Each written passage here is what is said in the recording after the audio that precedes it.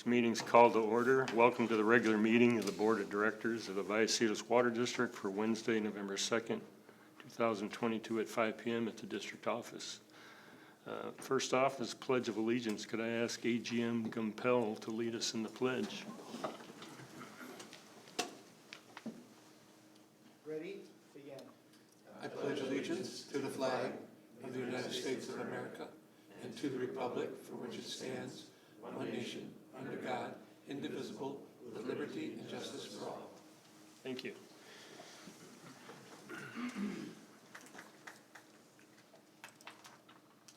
Okay, next is roll call. Please indicate your attendance. And we have all 5 directors present.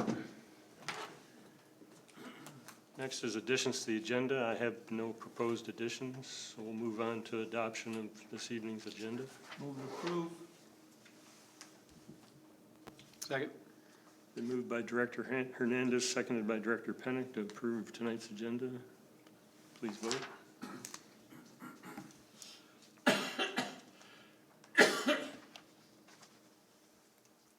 And it passes unanimously. Thank you. Public comment. Seeing no public, we'll dispense with that. On to the consent calendar. Entertain a motion. Motion to approve consent calendar. If I have it, I'll second that. So we have a motion by Director Pennick, seconded by me. Please vote.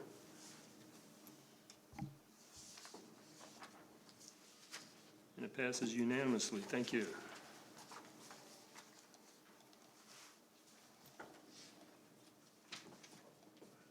Okay, moving on to public hearing.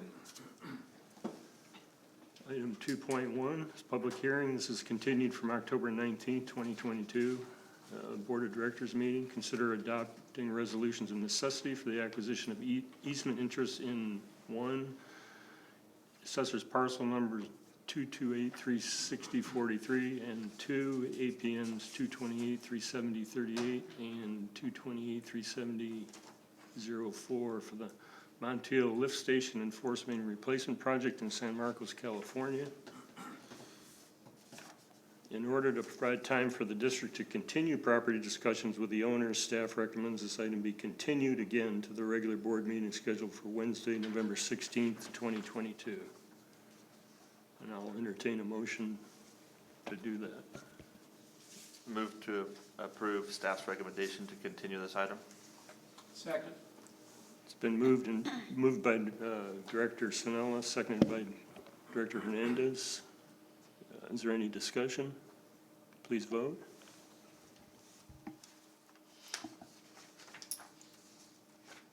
And it passes unanimously. Thank you. Okay, moving on to action items. 3.1, approve amended South Lake lease agreement. Yeah, I'll start off that item, President Eltharp, and I'll start out by saying, at last. Hallelujah. At long last. Hallelujah. So it's been a long road to get here. I had to get myself out of the way, and the city manager got himself out of the way, and I asked Assistant General Manager Gumpel, and I believe it was the Assistant City Manager that together worked together and got us across the finish line. So I'm going to not steal any of James's thunder, and he'll present to you the item regarding the South Lake lease agreement. Thank you, President Eltharp, members of the board. I'm going to put a figure up in a minute here, but really this is about 17 years and a couple months in the making. The original agreement, I believe, was originally signed about 17 years ago in 2005. Just as an anecdotal note, I started that year in 2005 at the district in May of that year. So it's taken me this long, yes. Thank you for pointing that out. So now I was involved at the tail end of the original agreement. However, without going over all the history, the project has stalled, has not moved forward. So over the last 6 months or so, I've been working with Michelle Bender, who is the Assistant City Manager over at the City of San Marcos, on revamping the agreement and restating it. And basically getting to a point where we could open this park to the community and still providing the district with the security and the needs and protection, and also basically the improvements that are needed to make sure that the site is safe. The exhibit here is pretty straightforward. It's right out of the agreement, which is also in your board packet. And the main thing is, right now, it doesn't have a proper entrance gate. There's a main gate that the district vehicles drive through, but there's no real public gate. So a proper gate's being put in. There's a few, as you make your way around after the entrance gate, few minor improvements for safety and some for protection of district facilities. Some barbed wire and fencing around our existing facilities that provide equipment in the lake itself. There's some signage on the dam to try and prevent people from walking on the dam face. It is an earthen dam. We don't want ruts and erosion. And within the agreement itself, if there is damage to the dam face, the city will then be responsible for putting permanent fencing up to protect that dam face. There was basically within the city, we've driven and at least had 2 site visits to go around the lake and the trail system itself. The trail system needs some improvement. The city will end up providing most of that improvement over time. And there's some fencing that they need to put in, and the fencing that you see kind of on the south of the red line that you see on the southern area of the exhibit is the main area where the slopes are quite steep. So they're gonna put some fencing up there. So very simple improvements. The good news is the city has provided us with proof of funding. The city has also already hired a contractor, and my understanding, the contract may have come out as early as this week to start on some of the work, but my understanding is the contract will really mobilize in December, and with the hopes that the park itself will be open to the community sometime during the first quarter of next year. They actually think, depending on the contractor's mobilization and the amount of work, which is not extensive because some of the signs we've already reviewed and approved in theory what the signs will actually say, so it's just a matter of manufacturing them. We're hoping for somewhere around February, but really the agreement says, I believe, first quarter of next year.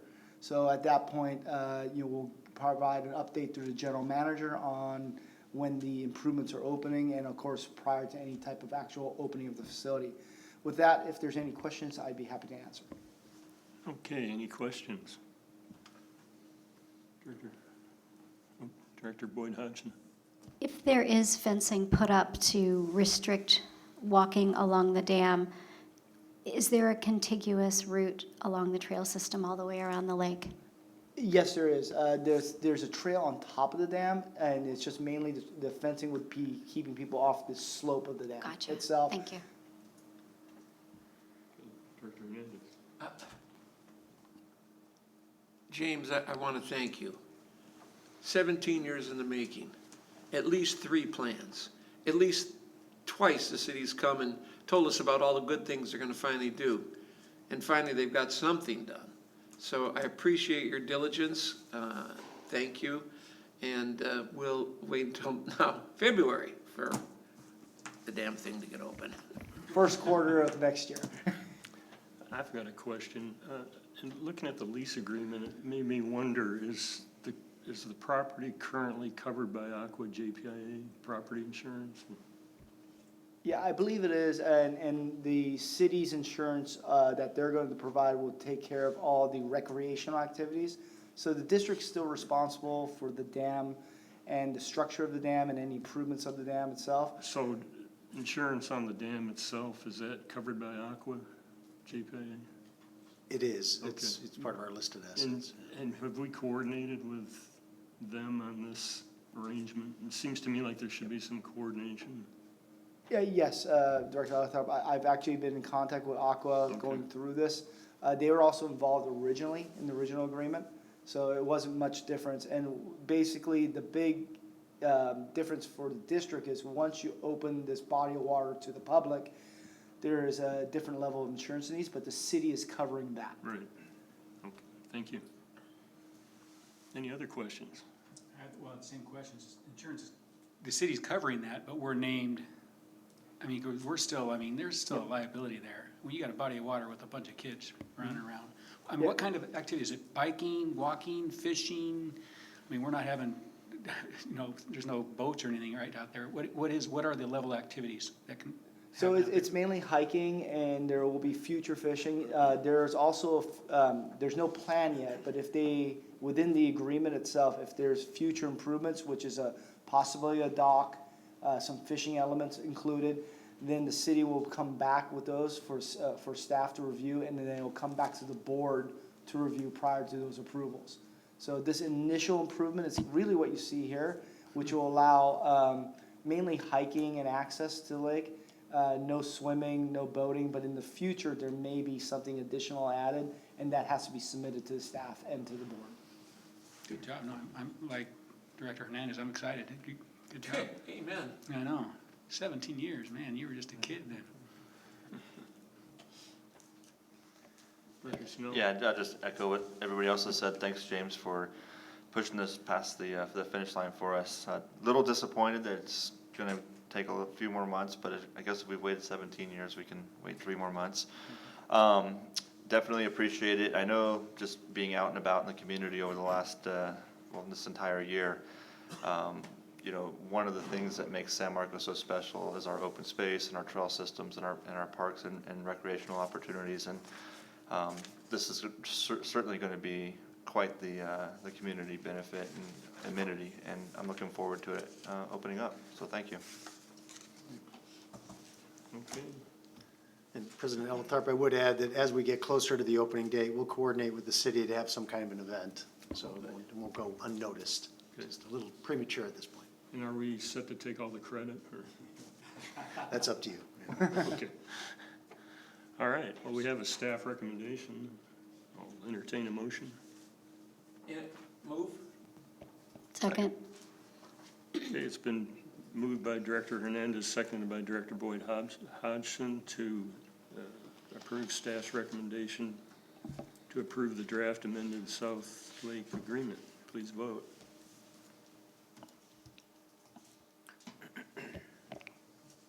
And it passes unanimously. Thank you. Thank you. Okay, on to action item 3.2, fiscal year 2023 tactical plan initiatives. Trying to share my screen. Yeah, I hit the share and it doesn't like what I did. Oh, there it is. All right. All right, thank you, President Eltharp. So the item in front of you is Tactical Plan 2023. This item was presented at the board meeting on, I think it was October 19th, but there's only 3 board members in attendance, and those 3 in attendance thought it'd be better to benefit from the other 2. So now we have a full slate of our directors, so we'll go kind of over the item again. So Tactical Plan 2022 was approved back in, I think it was in February of this year, maybe March 2nd of 2022. And we completed those 37 items. Well, we completed 35 of the 37, and the board received a presentation back in September. So what we're talking about now is Tactical Plan 2023, and that'll cover the period of time from July 1st of this year until June 30th of next year. Always have problems with this. All right, so just as a reminder of what a tactical plan is, it really stems from the strategic plan that the board adopted back in September of last year. There were 6 strategic focus areas included in the strategic plan, and they're listed on the screen in front of you here. This is the table of contents from the strategic plan, and it breaks each of those 6 strategic focus areas into the supporting strategies for each of them. So I believe there's a total of 20 supporting strategies for the 6 strategic focus areas. And like most good goals, they're what we call SMART. They're specific, measurable, attainable, relevant, and time-bound. So we try to keep those in mind when we develop the goals. So what you'll see in front of you, and I'm not going to go over each of these, but there's each of the 6 strategic focus areas has its own page, and here's a list of the tactical plan elements. And what a tactical plan is, it's just basically the how. How do you accomplish the what that was included in the strategic plan? So we went over these at the last meeting on October 19th. Each of those has their own tactical plan elements. So for strategic focus area number 1, there's 16 tactical plan elements. And for strategic focus area 2, which is organizational improvement and efficiency, there is 9 tactical plan initiatives.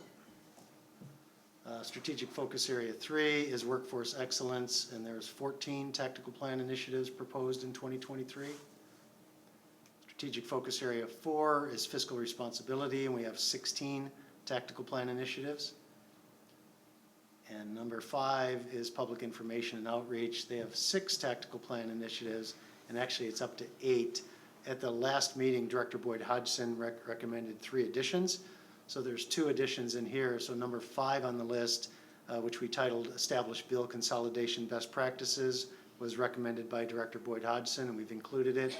And the one right after that is to develop a landscape conversion materials and a program to help our bigger customers convert their landscapes to drought tolerant. And that was also recommended by Director Boyd Hodgson. And the last tactical or strategic focus area was number 6, environmental stewardship. There are 4 tactical plan initiatives, and this is another one. Director Boyd Hodgson's 3rd recommendation was the last one you see here, was to develop an herbicide and pesticide best management practices. I'm not sure that those were her words specifically, but I think that captures the intent. So what you have in front of you is 6 strategic focus areas with 67 tactical plans in front of them. And a recommendation from staff is to adopt Tactical Plan 2023. We'll probably provide a mid-year report sometime around the end of the calendar year, maybe the beginning of the next calendar year. And then we'll do a final wrap-up at the conclusion of the fiscal year, sometime probably in July or August. So with that, I'll turn it over to you, President Elthorpe. Thank you. Any questions, comments? Director Snow? Yeah, thanks, Glenn. I like it. Can you go back to the slide around the public outreach, please? Now, you have on here a website redesign, and that was just recently accomplished, right? Correct. Okay. Now, so is it just still on there because the website is always going to evolve and improve and? Well, so it's on there because here we are in November, and the fiscal year actually started in July. So we started working on these some, and we had captured them at a staff level. It just took a while to wrap up the last year and to get this item in front of the board. So some of the items are already initiated and done. Some we haven't started, and most are in some sort of progress right now. So Okay. that's the reason it's on Sorry, there. Fiscal year, calendar year, sorry. So I went to the website today. I was looking for some information about the recent press release on the drought restrictions, and I couldn't find it, but I did like what I saw with the website, so I just wanted to give some feedback to staff and the committee that worked on it. But I just think that if we're going to implement restrictions and put out press releases and that stuff, that we should, have it on our website too, fairly front and center. And it could just be that I missed it, but. Yeah, I know it's on there, and I'll talk to Chris and Okay. make sure that it's front and center for people. Great, thank you. Thank you for the feedback. Director Boyd Hodgson? Thank you for including the recommendations that I made. And, I talked about this at the last meeting. I love it that we are developing a tactical plan with measurable milestones. And I want to compliment you again for that, because this is a huge undertaking, and I know that the staff worked really hard to really break down into bite-sized chunks everything to be done to move us forward. So thank you. Okay. Any other comments or questions? Seeing none, we have a recommendation to adopt the tactical plan 2023. So moved. Second. Been moved by Director Boyd Hodgson, seconded by Director Snell to adopt the tactical plan 2023. Please vote.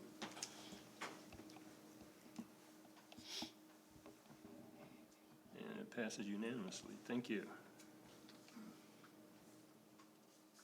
Okay, our last action item, 3.3, Association of California Water Agencies vote on proposed amended and restated bylaws. Yeah, I'll take that one, President Delathorpe. So at the upcoming Aqua meeting, they're going to want to take a vote on the proposed amended and restated bylaws. So the changes are pretty minor, and there's a list of them in the board packet, but nothing earth-shattering. The action in front of the board tonight is to figure out who's going to cast our vote for us. So I believe we only have 2 members attending. I believe it's Directors Elethorpe and Hernandez. They're going to be at the conference.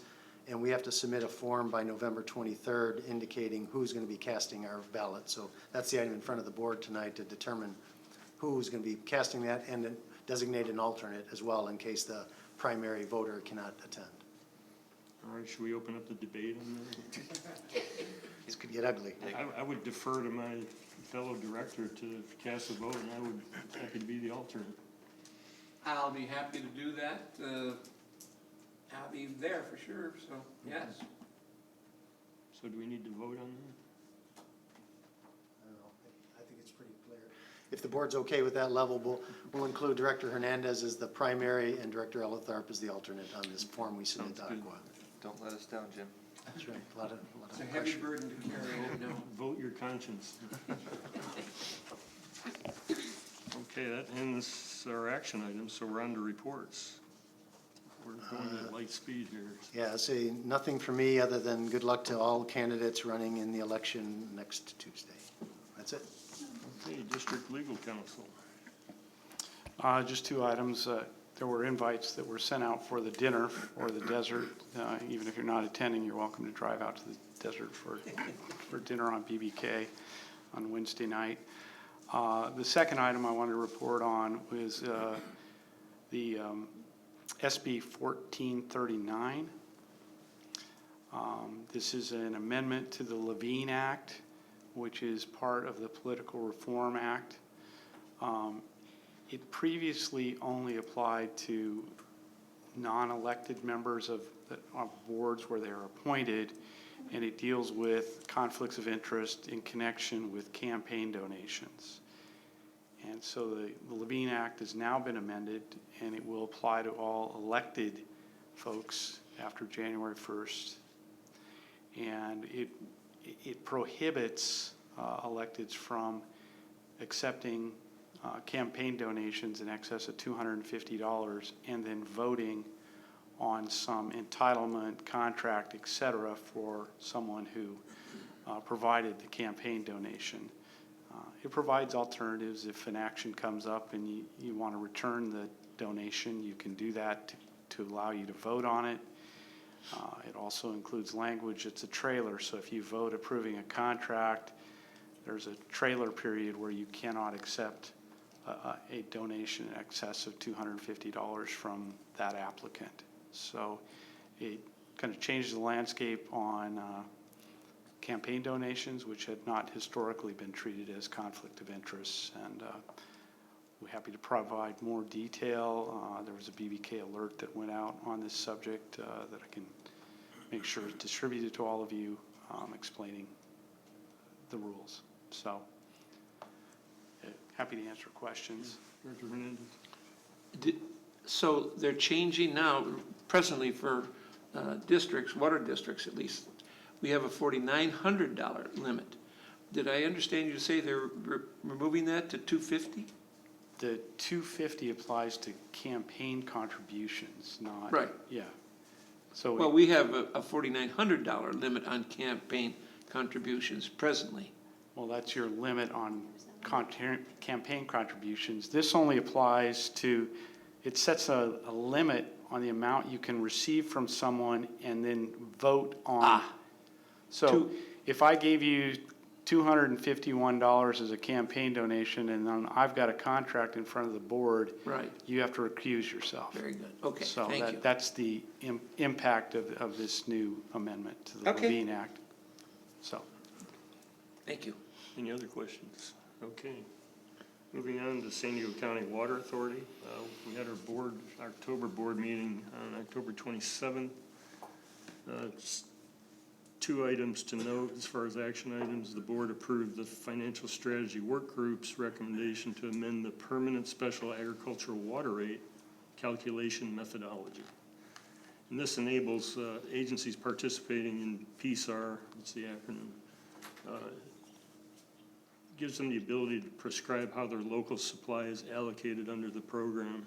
And that's important for agencies like us that have significant local supply, which is DSO. So, the other item of note was the board approved the proposed project labor agreement, or PLA, negotiated by the Water Authority and the San Diego Building Trades Council, and determined that the approved PLA applies to the capital improvement program construction contracts that exceed $1 million. And with that, I'll move on to Encina Wastewater Authority. Yes, the item at our last meeting that was notable was the approval of a raise and a contract extension to our general manager. We gave him a 5% raise. We extended his contract for 1 year with a 1-year extension, with a caveat that he continue his management counseling, and that he was able to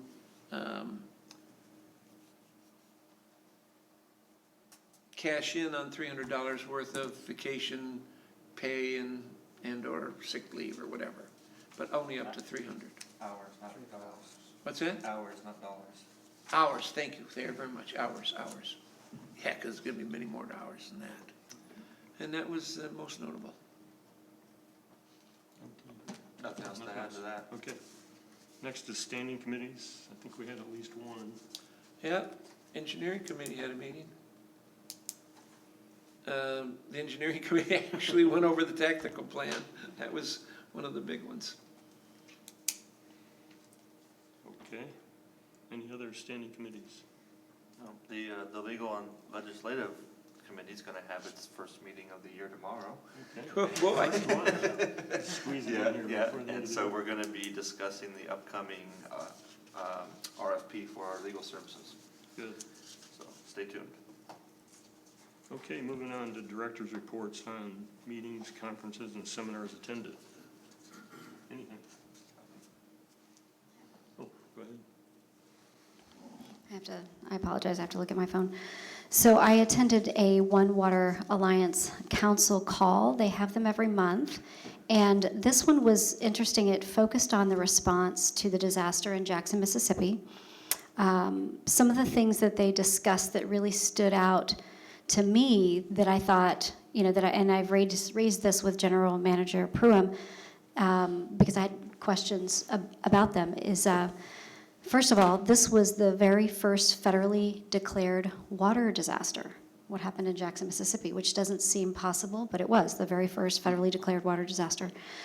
The FEMA declaration limited response to 30 days, but they're now into day 56 of this disaster. And what's notable about that is that means that the type of declaration matters so that resources can be deployed appropriately. So something to think about on our end is, do we have folks that are well-versed in those kinds of bureaucratic vicissitudes, so that if, heaven forbid, we are ever in some kind of disaster, we know how to begin with the end in mind and request the appropriate help using the appropriate language. So I would just put that out there, that that's something that hopefully someone on staff is learning about and knows about, so that we can not be in the same situation that the folks in Mississippi are. Apparently people from all over the country came to help out. There is an organization called Water Talent that is water operators who have signed up to be considered for deployment if they have, weeks of vacation off, that they, if somebody from anywhere in the country may have some time off, you can sign up if you wanted to be considered for a deployment into a disaster zone. I thought that was really neat. So there's an agency called the Emergency Management Association Compact, and that's where states can request aid and resources are sent by other states, and they're ultimately reimbursed federally, I believe. The deployments are limited to 2 weeks and require renewal. The workers deployed are typically water sector employees. In Jackson, Mississippi, they have been using this mechanism, this EMAC mechanism, for about 7 weeks. But folks are starting to get tired, because you can imagine if you've been working as a disaster response employee for 7 weeks, that's really strenuous. So it was suggested that there be a plan in place this is a learning they had in Jackson, Mississippi, to transition the EMAC deployed individuals who know about water and who know about water operations, to be able to help them transition local contractors into those situations.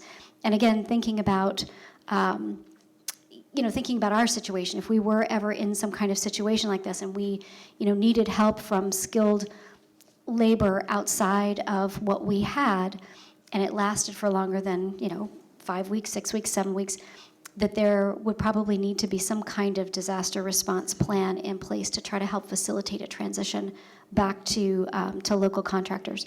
So all this by way of saying, it's very detailed and it's very bureaucratic and there are a lot of acronyms, but, we should be prepared as an agency, and not that we have to do it in a standalone way, because there are a lot of agencies around us and bigger agencies as well, San Diego Water and Metropolitan, but it made me think about, how are we doing to prepare? Do we have folks in charge of that? And, is there some kind of rubric or method that we're following? Maybe I'll turn to. Yeah, that was a lot to digest. I wouldn't claim that we're 100% prepared for something in the magnitude of what happened in Jackson, Mississippi, but we do a lot of local planning. We have our Emergency Operations Center planning. We have mutual aid agreements. We have good relationships with all the surrounding agencies. We know somewhat how to manage the bureaucracy that is the federal and state assistance, or federal assistance, and for financial, when I say assistance, financial assistance. So, but I'll talk with staff and we can see if there's gaps in our knowledge there that we can get better at. Might be good to have maybe a presentation of a future board meeting, just outlining our disaster preparedness training. Yeah, I was just going to offer, we have, my partner Mary Beth Coburn, we have a disaster preparedness group that has been deployed to Houston, to Puerto Rico, all over the country under FEMA and other things recently for disaster preparedness. And the contracting under the federal money becomes really complicated, and it sounds like a blessing, but then it can become a curse if it's not done properly, because there are clawbacks by the federal government who's come in to assist. And so it is very complicated. You can imagine cities as big as Houston, pulling in specialists to do it. And I was going to offer to Glenn, and I mean, I'll commit her. She's happy to come do a marketing presentation to you on that program and what they do. Great. So give you some insights. And I'll maybe open up the floor to see if either James or Ed have anything to add to that as well. Sure. Yeah, actually, Ed probably knows more about it than I do, but I know we're a member of not only local mutual aid, but also statewide mutual aid called CalWarn. So. Yeah, so CalWarn stands for California Water Wastewater Agency Response Network, and we've been a member as long as I've been here, so over 30 years. And that's multiple agencies, I would say most agencies our size and larger in the state of California. We come together for others during emergency. I receive emails all the time.